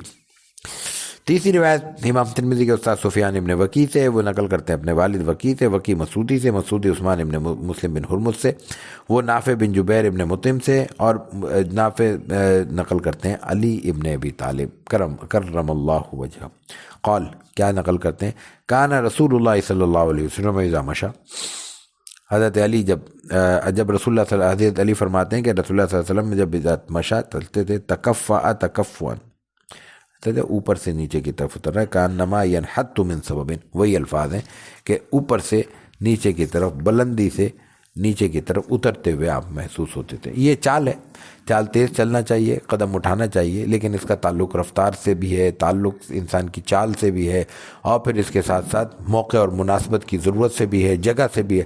پیدل چل رہے ہیں تو ٹھیک ہے، چالتے تھے، لیکن اگر بہت زیادہ ایسا معاملہ آ جاتا ہے کہ پہاڑی علاقہ ہے، ناہموار زمین ہے، تو ظاہر ہے کہ رفتار متاثر ہوگی۔ لیکن عمومی طور پر ڈھیلی ڈھالی چل، بہت سست رفتاری کے ساتھ چلنا، اور بہت کمزوری کا احساس پیدا ہونا، قدرتی طور پہ نہیں، اگر موجود ہے تو ظاہر مجبور ہے انسان، چال میں کوئی لنگ ہے تو مجبور ہے انسان، طبیعت میں ضعف ہے تو مجبور ہے انسان، لیکن سب کچھ ہونے کے باوجود انسان کمزوری کا اظہار کرتا ہے تو وہ اچھی بات نہیں ہے۔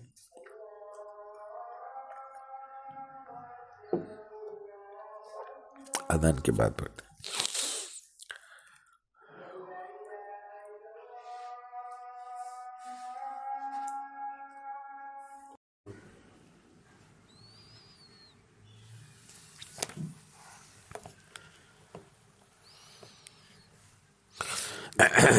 تو یہ ہمارا بیان ختم ہوا آپ کی چال کے بارے میں۔ آگے ایک روایت، ایک باب ہے، اس کے بعد پھر آگے دوسری روایتوں میں چلتے ہیں۔ باب ما جاء فی تقنع رسول اللہ صلی اللہ علیہ وسلم وبه قال حدثنا یوسف بن عیسیٰ قال حدثنا وکیع قال حدثنا الربیع بن سبیع عن یزید بن ابان ان انس بن مالک رضی اللہ تعالی عنہ عنہم قال كان رسول اللہ صلی اللہ علیہ وسلم یکسر القناء کأن ثوبه ثوب زیات۔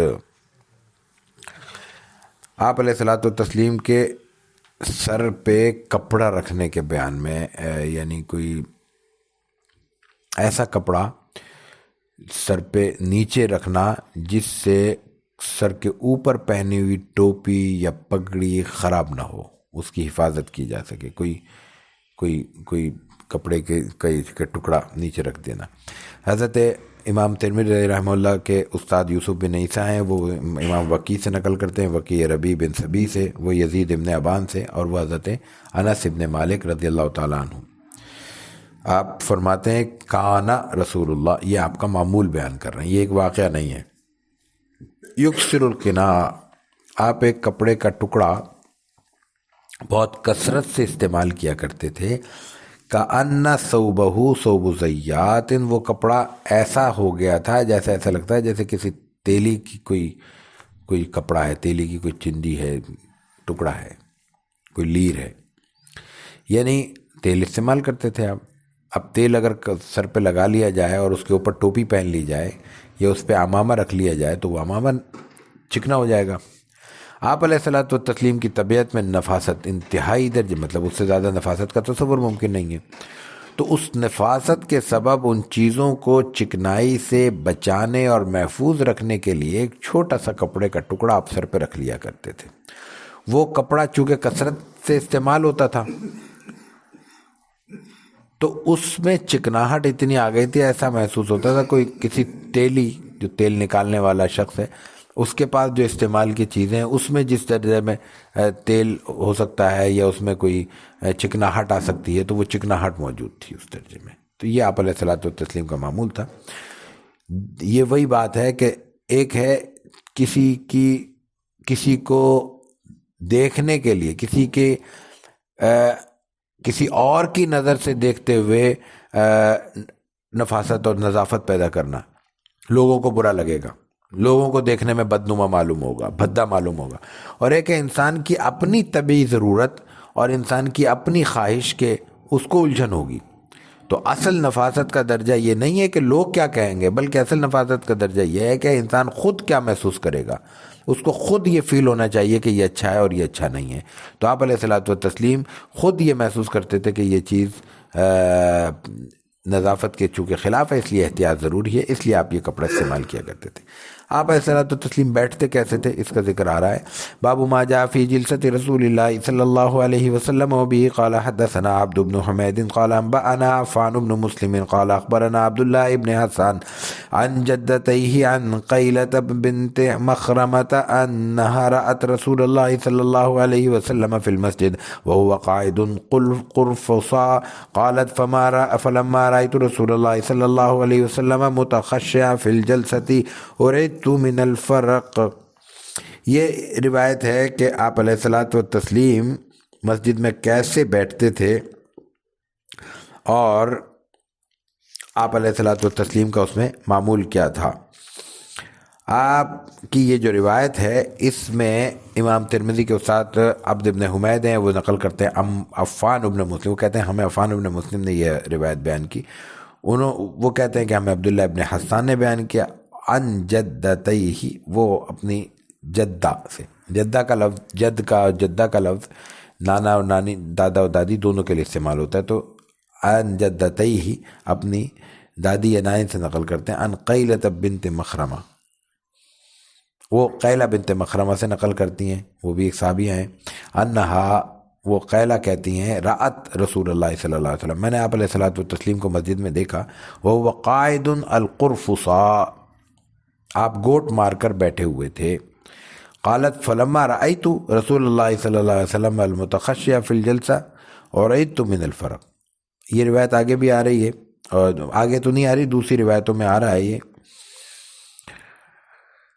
مطلب اس روایت کے دوسرے جو اس واقعے کے دوسری روایتیں جو ہیں اس میں یہ لفظ ذکر ہو رہا ہے کہ جب انہوں نے آپ علیہ الصلوۃ والتسلیم کو دیکھا تو ان پر ایک رعب طاری ہو گیا، اس رعب کی وجہ سے وہ گھبرا گئی، پریشان ہو گئی، تو آپ علیہ الصلوۃ والتسلیم نے پھر ان کو تسلی دیتے ہوئے کہا کہ اس کو کیا ہو گیا ہے، تو جیسے انہوں نے کہا وہ لفظ مسکین استعمال کیا، تو اس کے نتیجے میں ان پر رعب وہ ختم ہو گیا۔ اس میں دو تین باتیں عرض کرنے کی ہیں، ایک تو ہے گوٹ مار کر بیٹھنا، گوٹ مار کر بیٹھنے کا مطلب ہوتا ہے زمین پر اپنے آپ کو ٹکا کے ٹانگیں کھڑی کر کے گھٹنوں کو اوپر پکڑ لینا، جیسے ہم عام طور پر بیٹھتے ہیں، اور اس میں پھر بعض اوقات پہلے بھی یہ کیا جاتا تھا، اب بھی بعض جگہ خاص طور سے حرمین میں ہم دیکھتے ہیں کہ وہ ایک چادر لے کے، کپڑا لے کے رومال سے اپنے پیروں کو باندھ لیتے ہیں، اس میں آدمی تھوڑا سا پیر پھیلا لیتا ہے، ریلیکس ہو جاتا ہے، یہ طویل نشست کرنے کے لیے مفید ہوتا ہے، اس کے نتیجے میں تھکاوٹ کا احساس کم ہوتا ہے، اس لیے بیٹھا جاتا ہے۔ دوسرا یہ ہے کہ عام سادہ سی بیٹھنے کی چیز ہے، یہ کوئی متکبرانہ انداز نہیں ہے، یا یہ کہ اس میں کوئی بڑی کر و فر کی کیفیت نہیں پائی جاتی، تو ایک اللہ کے حضور مسجد میں خاص طور پر بیٹھتے ہوئے انسان کے اندر جو خشوع اور خضوع ہونا چاہیے، جو عاجزی اور انکساری کی کیفیت ہونی چاہیے، وہ بھی اس میں نظر آتی ہے، لگتا ہے کہ اللہ کا بندہ بیٹھا ہوا ہے اللہ کی مسجد میں، اللہ کے گھر میں اللہ کی مخلوق موجود ہے۔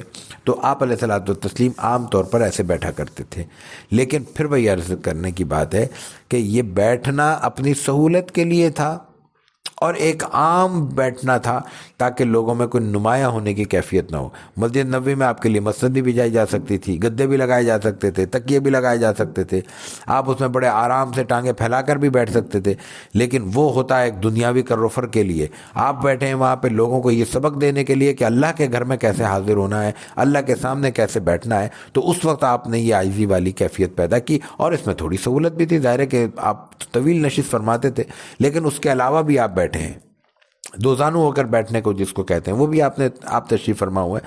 اور پھر اس میں ایک اور چیز میں یہی عرض کر دوں، روایتیں بعد میں پیش کروں گا، اور ایک اور چیز یہ ہے کہ انسان کی ضرورت کیسے پوری ہو رہی ہے۔ ایک ہے 1 گھنٹے کے لیے بیٹھنا، ایک ہے 6 گھنٹے کے لیے بیٹھنا، ایک ہے پورے دن اور رات مسجد میں گزارنا۔ تو جو دن رات گزارے گا وہ 24 گھنٹے بھی اس طرح نہیں بیٹھ سکتا، 12 گھنٹے بھی اس طرح نہیں بیٹھے جا سکتے، ٹانگیں پھیلانی پڑیں گی، تھک جاتا ہے انسان، آرام بھی کرنا ہوتا ہے، لیٹنا بھی ہوتا ہے۔ تو جو جس وقت کی ضرورت ہو وہ پوری کی جا سکتی ہے، اس میں کوئی قباحت نہیں ہے۔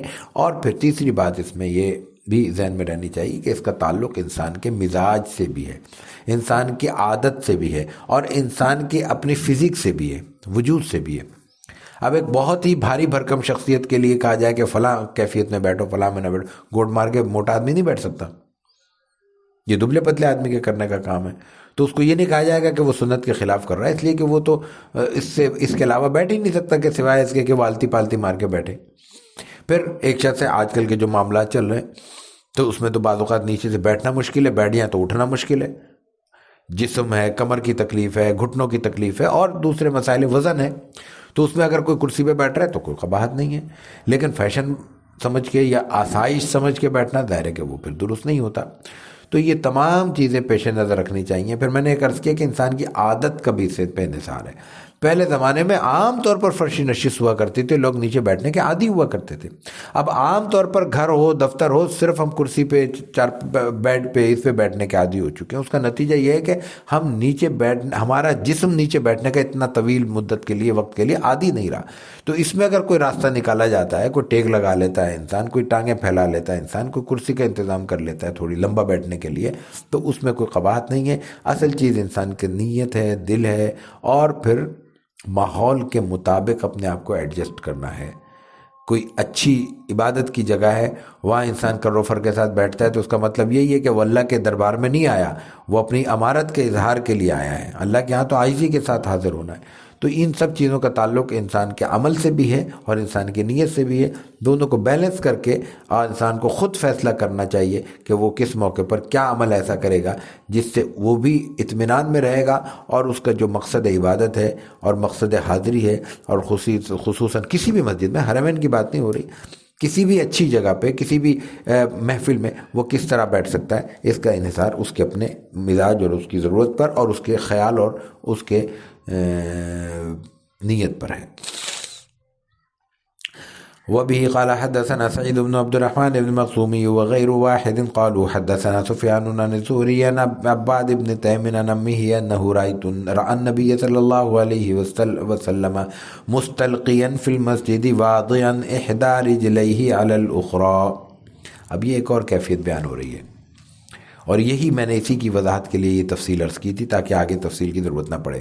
امام ترمذی کے استاد سعید ابن عبد الرحمن مخزومی ہیں، وغیر واحد، ان کے علاوہ بھی بہت سے اساتذہ ہیں، ان سب نے یہ بیان کیا ہے کہ ہمیں سفیان نے بیان کیا، سفیان نے زہری سے، زہری کہتے ہیں عباد بن تمیم نے بیان کیا عن امی، اپنے چچا سے جن کا نام یہاں ذکر نہیں ہے، انہ رأى النبی صلی اللہ علیہ وسلم، انہوں نے کیا بیان کیا کہ انہوں نے آپ علیہ الصلوۃ والتسلیم کو دیکھا کہ مستلقیا فی المسجد واضعا احدى رجلیہ علی الاخری، آپ مسجد نبوی میں چت لیٹے ہوئے تھے، کمر کے بل جس کو کہتے ہیں، اور اس میں آپ نے ایک پیر کو دوسرے پیر پر کھڑا رکھا ہوا تھا، یوں کر کے آپ نے پیر رکھے ہوئے تھے، جیسے عام طور پر لیٹتے ہوئے پیر دوسرے پیر پہ آ جاتے ہیں، لیکن چت لیٹے یوں، چہرہ انور چھت کی طرف تھا۔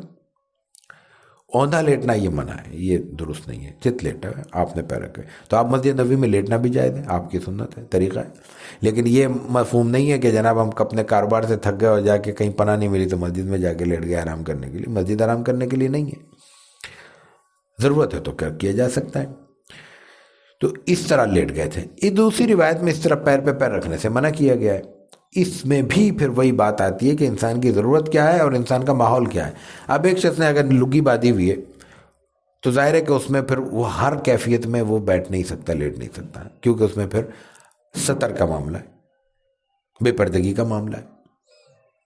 اور ایک شخص نے عام ایسا لباس پہنا ہوا ہے جو ویسے ساتر ہے، تو اس میں پھر ظاہر ہے کہ تھوڑا سا اس کو رعایت ملے گی، سہولت حاصل ہوگی۔ تو وہ جو منع کیا گیا ہے وہ دوسری کیفیت میں منع کیا گیا، اور یہاں جو آپ پیر پہ پیر رکھ کے لیٹ رہے ہیں تو اس میں تو ظاہر ہے کہ کوئی بے پردگی کا کوئی تصور نہیں ہے۔ اگر ایک ٹانگ کھڑی کر لی جائے تو ظاہر ہے کہ اس میں پھر دوسری کیفیت پیدا ہوگی، وہ درست نہیں ہوگا۔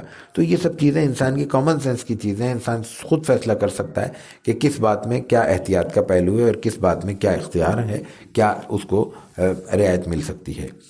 وبه قال حدثنا سلمة بن شبيب قال أنبأنا عبد الله بن إبراهيم المدني قال أخبرنا إسحاق بن محمد الأنصاري عن ربيع بن عبد الرحمن بن أبي سعيد النبي عن جده أبي سعيد الخدري رضي الله تعالى عنه قال كان رسول الله صلى الله عليه وسلم إذا جلس في المسجد احتبى بيديه امام ترمذی کے استاد سلمہ بن شبیب ہیں، وہ نقل کرتے ہیں عبداللہ ابن ابراہیم المدنی سے، وہ نقل کرتے ہیں اسحاق بن محمد الانصاری سے، وہ ربیع ابن عبد الرحمن بن ابی سعید سے، ربیع بن عبد الرحمن اپنے والد ابو سعید سے نقل کرتے ہیں، ابو سعید اپنے جد امجد ابو سعید الخدری سے نقل کرتے ہیں، قال کیا کان رسول اللہ صلی اللہ علیہ وسلم، آپ علیہ الصلوۃ والتسلیم کا معمول یہ تھا، یہاں بھی آپ کا عمل بیان ہو رہا ہے، ایک عمل نہیں، آپ کا معمول، اذا جلس فی المسجد احتبا بیدیہ، آپ جب مسجد میں بیٹھتے تھے، مسجد نبوی کا ذکر ہے، تو احتبا بیدیہ، آپ ہاتھ سے گوٹ مارتے تھے، یعنی پیر ٹانگیں کھڑے کر کے زمین پہ اپنے آپ کو ٹکا کے پیروں کو کھڑا کر کے ہاتھ سے پکڑ لیتے تھے، جیسے عام طور پہ کرتے ہیں۔ تو یہ اس کا مفہوم یہ نہیں ہے کہ آپ نے کپڑا استعمال نہیں کیا، یا کپڑے سے رومال سے اپنے آپ کو باندھ کے روکنا، یہ کوئی غلط ہوگا، یہ بھی درست ہے، وہ بھی درست ہے، آپ نے جب ایک جگہ طریقہ اختیار کیا ہے تو وہ درست ہے، اس کو سنت کے مطابق عمل کیا جائے گا تو اس پر ثواب ہوگا۔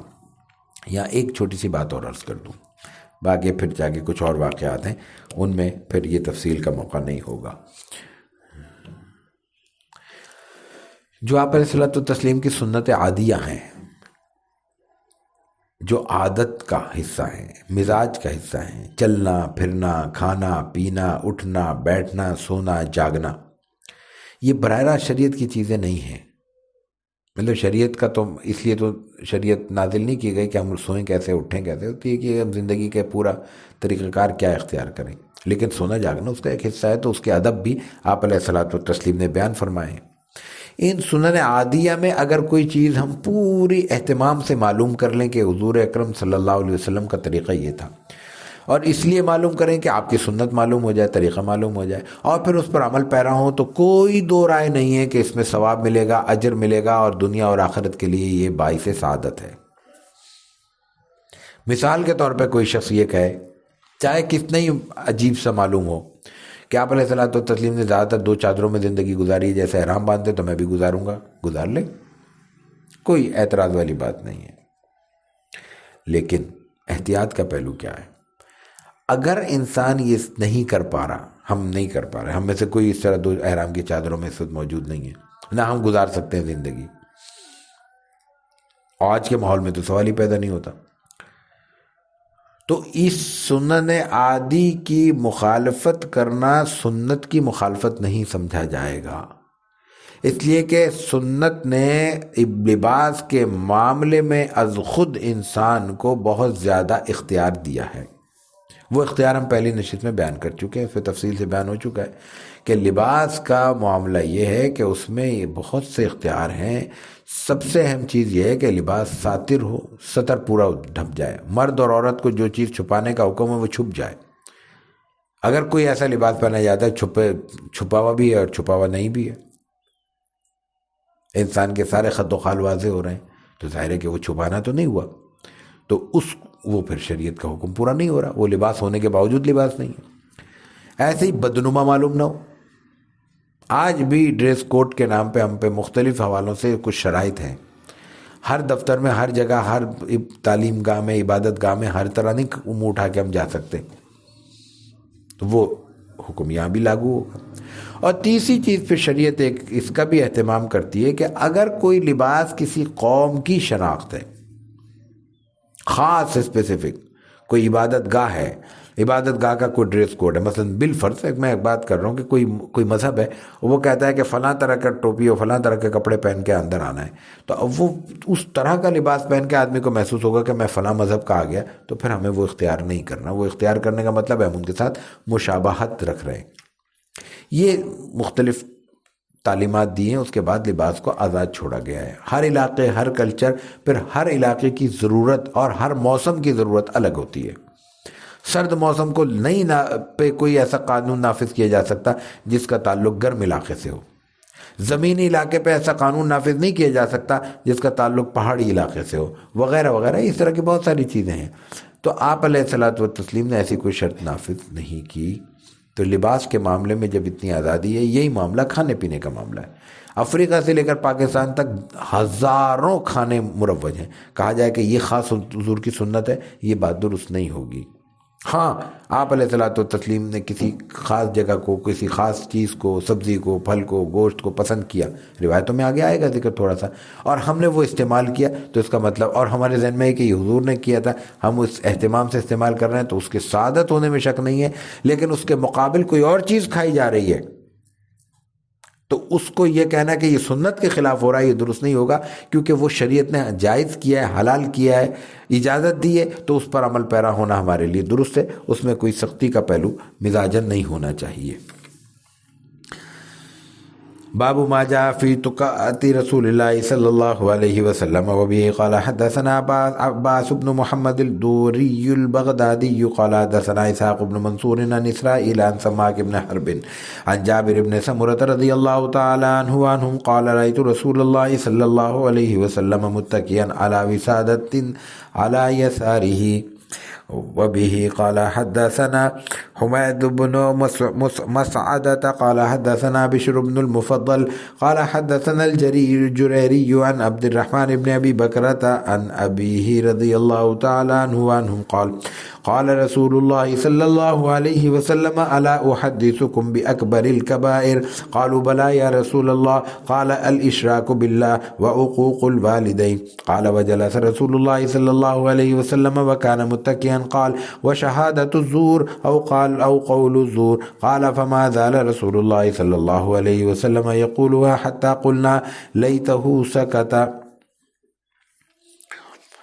یہاں ہم نے 2 روایتیں پیش کی ہیں، باقی 3 روایتیں آگے چل کر ہم بیان کریں گے۔ یہ روایت ہے تکیہ لگانے کا، سہارا لینے کا، یعنی تکیے سے تکیہ لگانا، انسان سے تکیہ لگانا، سہارا لینے کی روایت آگے آئے گی۔ حضرت امام ترمذی رحمہ اللہ کے استاد عباس ابن محمد دوری البغدادی ہیں، وہ اسحاق ابن منصور سے نقل کرتے ہیں، وہ اسرائیل سماک ابن حرب سے، سماک ابن حرب جابر ابن سمرہ رضی اللہ تعالیٰ عنہ سے نقل کرتے ہیں کہ وہ کہتے ہیں کہ میں نے رأیت رسول اللہ صلی اللہ علیہ وسلم، آپ علیہ الصلوۃ والتسلیم کو دیکھا، متکئا علی وسادۃ علی یساری، میں نے آپ کو بائیں جانب تکیے سے سہارا لے کر بیٹھے ہوئے دیکھا، یوں سہارا لیا ہوا۔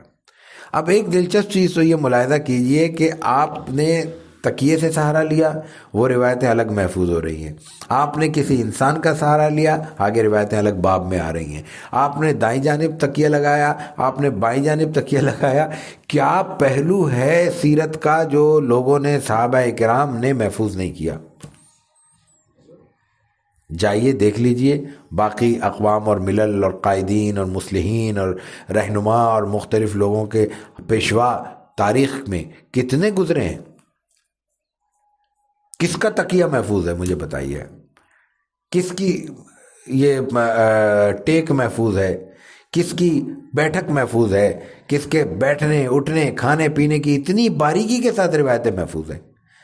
غور کیجئے کہ آج 1450 برس، اس وقت سن ہجری 1444واں ہے، 1444 سن ہجری کا مفہوم کیا ہوا کہ ہجرت کو 1444 برس گزر چکے ہیں، ہجرت سے پہلے 13 برس نبوت کے، تو 1444 میں 13 برس شامل کریں تو 1457 برس بعثت کو ہو گئے، اور 40 برس پھر آپ کا علیہ الصلوۃ والتسلیم کی ابتدائی زندگی کے، وہ اس کو اگر کر لیں تو 1500 برس ہو چکے ہیں دنیا میں آپ کو تشریف لائے ہوئے، 1500 برس، 15 گھنٹے پہلے کی آپ اپنی گھر کی اور میں اپنے گھر کی کیفیت نہیں بیان کر سکتا کہ کل ہمارے گھر میں کون کتنے بجے سو کے اٹھا تھا، کل کس وقت کس نے کتنے بجے ناشتہ کیا تھا، کتنے بجے کھانا کھایا تھا، کتنے بجے چائے پی تھی، دوبارہ بستر پہ اور کتنے بجے سویا تھا، کوئی بتا سکتا ہے؟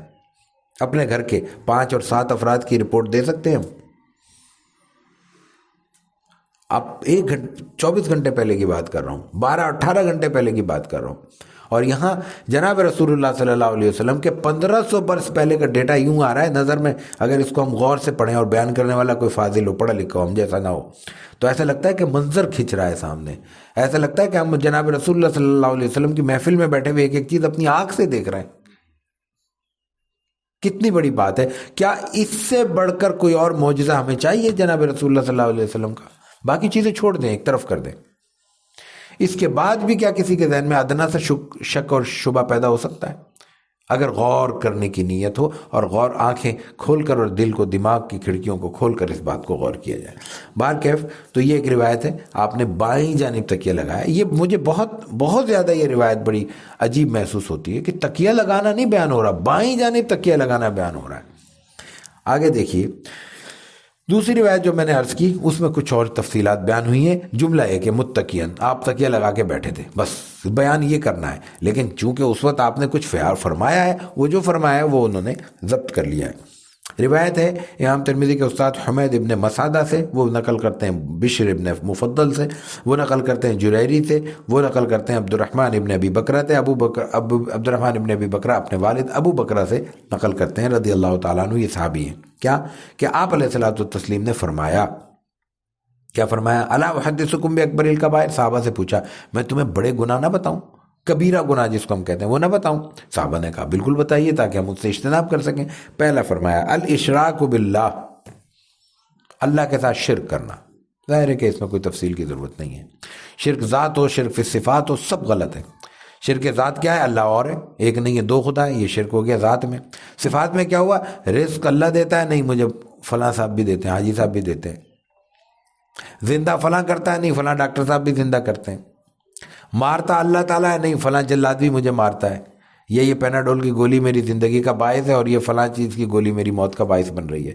تو ذہن میں یہ ہونا چاہیے علاج کرتے ہوئے، معالجہ کرتے ہوئے، کسی سے مدد لیتے ہوئے، کسی کو مدد دیتے ہوئے، کہ دینے والا اللہ ہے، مالک اللہ ہے، رازق اللہ ہے، ذریعہ مجھے اور آپ کو بنا دیا گیا کسی بھی حوالے سے۔ جیسا کہ انسان کی زندگی میں بہت ایسے انتہائی معمولی درجے کے ذرائع آ جاتے ہیں جن کی طرف انسان کا ذہن بھی نہیں جاتا۔ وہی میں نے جیسے کہا کہ انسان کی طبیعت ناساز ہے، اس نے پیناڈول کی گولی کھا لی، 2 گولیاں کھا لی، طبیعت صحیح ہو گئی۔ یہ پیناڈول نے تو نہیں کی، اس دوا کو تجویز کرنے والے ڈاکٹر نے بھی شفا نہیں دی۔ اس لیے کہ اگر یہ ایسا ہو تو ہر ایک کو یہ راس آئے، ہر آدمی جو اس ڈاکٹر کے پاس پہنچے وہ شفا یاب ہو کے جائے، تو پھر تو دنیا میں یہ سارا موت اور زندگی کا سلسلہ ختم ہو جائے گا۔ تو اصل چیز اس کے پیچھے کوئی اور قوت محرکہ اصلیہ ہے۔ اصل مؤثر حقیقی جو ہے وہ اللہ تعالیٰ کی ذات ہے، ہونا اس کے حکم سے ہے، انسان اس میں واسطہ اور ضابطے میں وسیلہ بنتا ہے، سبب بنتا ہے، ذریعہ بنتا ہے، علت بنتا ہے۔ یہ ہے ذات شرک۔ اس کے برعکس سوچنا ہے شرک فی الصفات۔ تو یہ تو ایک معاملہ ہو گیا الاشراک باللہ، پہلا گناہ۔ دوسرا وعقوق الوالدین، والدین کی نافرمانی۔ قرآن کریم نے واضح طور پہ اس کو بیان کیا۔ اس کا مفہوم میرا خیال ہے کہ کوئی تفصیل کی چیز نہیں ہے، ہر آدمی جانتا ہے کہ یہ فرمان ہے، یہ نافرمانی ہے، کرے نہ کرے، مانے نہ مانے، عمل کرے نہ کرے، اس کو علم ہوتا ہے، اس میں تفصیل کی ضرورت نہیں ہے۔ قال، یہاں بات ختم ہو گئی۔ قال وجلس رسول اللہ صلی اللہ علیہ وسلم وکان متکئا، اس وقت تک آپ ٹیک لگائے بیٹھے تھے۔ آپ نے پہلی بات کیا کی؟ اکبر کبائر نہ بتاؤں؟ صحابہ نے کہا بتائیے۔ آپ نے کیا فرمایا؟ شرک کرنا، والدین کی نافرمانی کرنا، پھر تکیہ لگا بیٹھے تھے۔ اس کے بعد آپ نے تیسری بات فرمائی۔ وہ تیسری بات بیان کرتے ہوئے آپ کے لہجے میں جذبات آ گئے۔ کیوں؟ شدت آ گئی، اس لیے کہ آپ بہت احتیاط کے ساتھ اور بہت توجہ کے ساتھ اس طرف ہمیں متوجہ کرنا چاہتے تھے۔ آپ نے کیا فرمایا؟ وشہادۃ الزور او قول الزور، ایک ہی بات ہے، جھوٹی گواہی ہے، جھوٹا بول، جھوٹ بولنا یہ کبیرہ گناہ ہے، اور جھوٹی گواہی دینا یہ کبیرہ گناہ ہے۔ اور کہاں بیان کر رہے ہیں اس کبیرہ گناہ کو؟ اللہ کے رسول صلی اللہ علیہ وسلم اللہ کے ساتھ شرک کے ساتھ، والدین کی نافرمانی کے ساتھ، جن کے برائی میں، جن کی غلط ہونے میں، جن کے کبیرہ گناہ ہونے میں کسی کے ذہن میں کوئی دو رائے نہیں ہو سکتی، ہر آدمی جانتا ہے یہ۔ لیکن یہ کوئی نہیں جانتا کہ جھوٹی گواہی بھی کوئی ظلم ہے یا کبیرہ گناہ ہے، اور یہ جھوٹی گواہی کی ایک پوری لسٹ ہے۔ اس کی دنیا بہت طویل ہے۔ میں اگر کسی کو کہتا ہوں کہ یہ بیمار ہے اور وہ بیمار نہیں ہے، یہ جھوٹی گواہی ہے۔ میں اگر کہتا ہوں کہ یہ فلاں پوسٹ کا حقدار ہے اور وہ حقدار نہیں ہے، میں سفارش کرتا ہوں، یہ جھوٹی گواہی ہے۔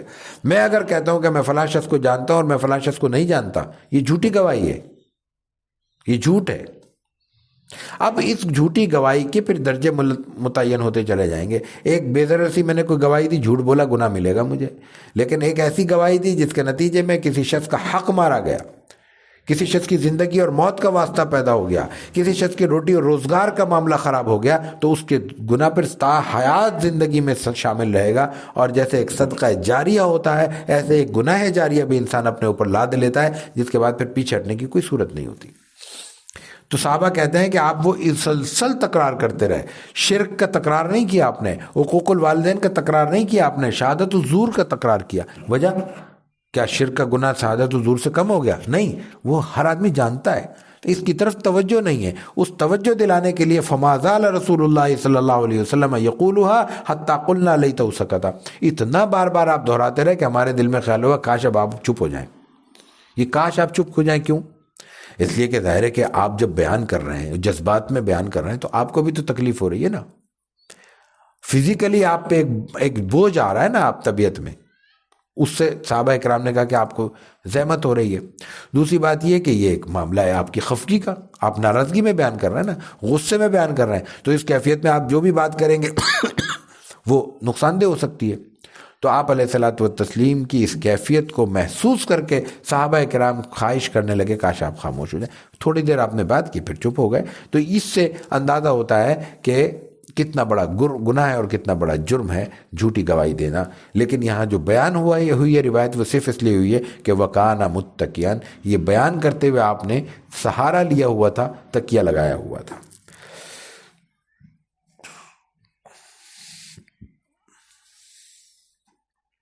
وبه قال حدثنا قتيبة بن سعيد قال حدثنا شريك عن علي بن الأقمر عن أبي جحيفة قال قال رسول الله صلى الله عليه وسلم أما أنا فلا آكل متكئا. وبه قال حدثنا محمد بن بشار قال حدثنا عبد الرحمن بن مهدي قال حدثنا سفيان عن علي بن الأقمر قال سمعت أبو جحيفة رضي الله تعالى عنه عنهم يقول قال رسول الله صلى الله عليه وسلم لا آكل متكئا. ایک ہی بات کہی گئی ہے. امام ترمذی کے استاد پہلی روایت میں قتیبہ بن سعید ہیں، وہ حدیث نقل کرتے ہیں شریک سے، شریک علی ابن الاقمر سے، وہ ابو جحیفہ سے، کہ آپ علیہ الصلوۃ والتسلیم نے فرمایا کہ اما انا فلا آکل متکئا، میں ٹیک لگا کر کھانا نہیں کھایا کرتا. ٹیک لگا کر، تکیہ لگا کر کھانا یہ کھانے کی بے ادبی بھی ہے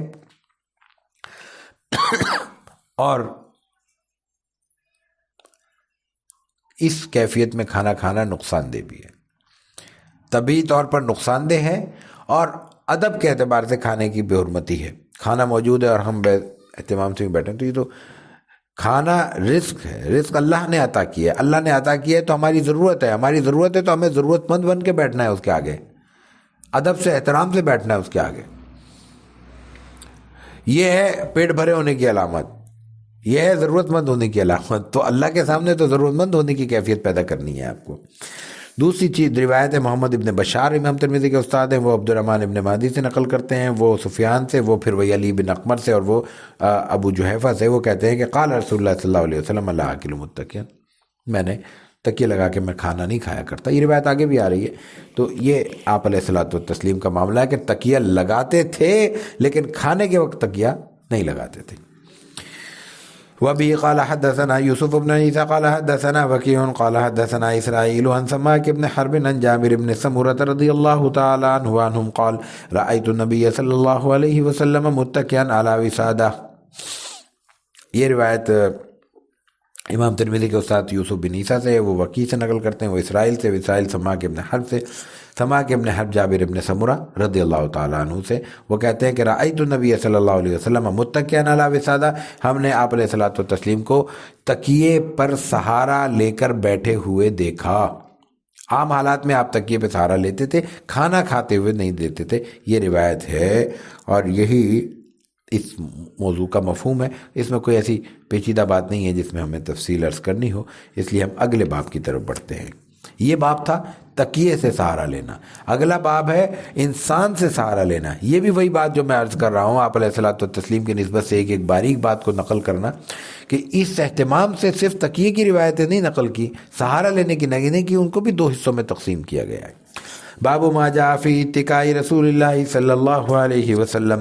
وبه قال حدثنا عبد الله بن عبد الرحمن قال حدثنا عمرو بن عاصم قال حدثنا حماد بن سلمة عن حميد عن انس رضي الله تعالى عنه وعنهم ان النبی صلی اللہ علیہ وسلم کان شاکیا فخرج يتوکأ علی اسامة بن زید وعلیہ ثوب قطری قد توشح به فصلى بهم۔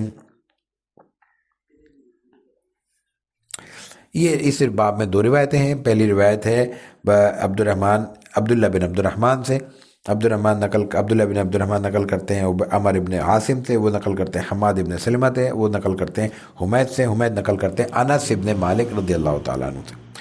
وہ کہتے ہیں کہ ان نبی کانا، آپ علیہ الصلوۃ والتسلیم علیل تھے، شاکین، شکایت تھی۔ ہم آدمی اردو میں بھی یہی محاورہ بولتے ہیں، فلاں کا مجھے آج کل شکایت ہے، مطلب کیا ہے، نزلہ ہو رہا ہے، بخار کی کیفیت ہے، شکایت ہے۔ تو شاکی ہے نا، آپ کو تکلیف تھی، یہ مرض وفات کا ہی ذکر ہے۔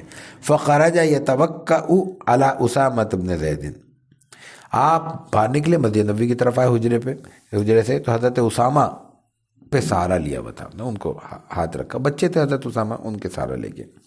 وعلیہ ثوب قطری، یہ روایت پہلے بھی بیان ہو چکی ہے، آپ پہ قطری کپڑے تھے، چادر تھی، کپڑے اوپر سے ایک چادر لپیٹی ہوئی تھی۔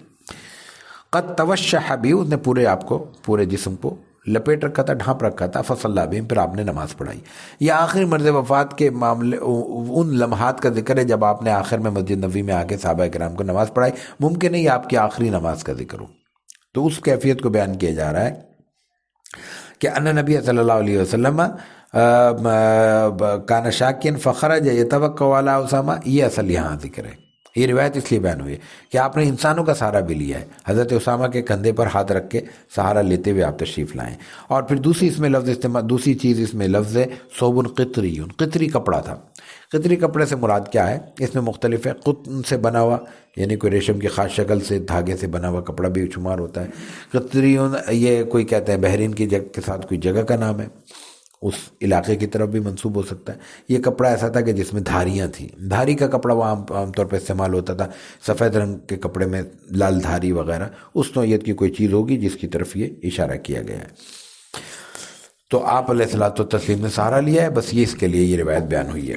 وبه قال حدثنا عبد الله بن عبد الرحمن قال حدثنا محمد بن المبارك قال حدثنا عطاء بن مسلم الخفاف الحلبي قال حدثنا جعفر بن برقان عن عطاء بن ابي رباح عن الفضل بن عباس رضي الله تعالى عنه وعنه قال دخلت على رسول الله صلى الله عليه وسلم في مرضه الذي توفي به فيه وعلى راسه عصابة صفراء فسلمت عليه فقال يا فضل قلت لبيك يا رسول الله قال اشدد بهذه العصابة رأسي قال ففعلت ثم قعد فوضع كفيه على منكبي ثم قام فدخل في المسجد وفي الحديث قصة۔